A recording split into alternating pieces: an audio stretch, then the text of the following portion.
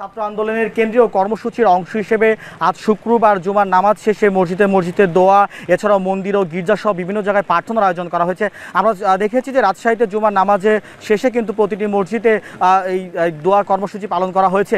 এছাড়াও আমরা দেখেছি যে দেশের বিভিন্ন স্থানে জুমার নামাজ শেষে যে ছাত্র এবং জনতারা যেই গণমুসলিম কর্মসূচি পালন করেছে এমনটি কিন্তু আমরা রাজশাহীতে লক্ষ্য করিনি। রাজশাহীতে কিন্তু এখনও পর্যন্ত পরিবেশ শান্ত রয়েছে। মসজিদে দোয়া ব্যতীত কোনো কর্মসূচি কিন্তু আমরা ছাত্রদের পক্ষ থেকে এখনও পর্যন্ত দেখিনি। তবে নগরীর বিভিন্ন গুরুত্বপূর্ণ মোড়ে কিন্তু দেখেছি যে আইন শৃঙ্খলা রক্ষাকারী বাহিনীর যারা সদস্য রয়েছেন তারা সতর্ক অবস্থানে রয়েছেন এবং আমরা এই মুহূর্তে আছি রাজশাহী বিশ্ববিদ্যালয়ের প্রধান ফটকের সামনে। আমরা দেখতে পাচ্ছি যে এই বিশ্ববিদ্যালয়কে ঘিরে কিন্তু নিরাপত্তা জোরদার করা হয়েছে। পুলিশ, বিজিবি, আনসার সহ কিন্তু বেশ কিছু আইন শৃঙ্খলা রক্ষাকারী বাহিনীর সদস্যরা এখানে মোতায়েন রয়েছেন। সব মিলিয়ে এখনও পর্যন্ত কিন্তু রাজশাহীতে কোনো ধরনের উত্তেজনাপূর্ণ ঘটনার সৃষ্টি হয়নি। তো এই ছিল আমার কাছে রাজশাহী থেকে এখনও পর্যন্ত সর্বশেষ খবর।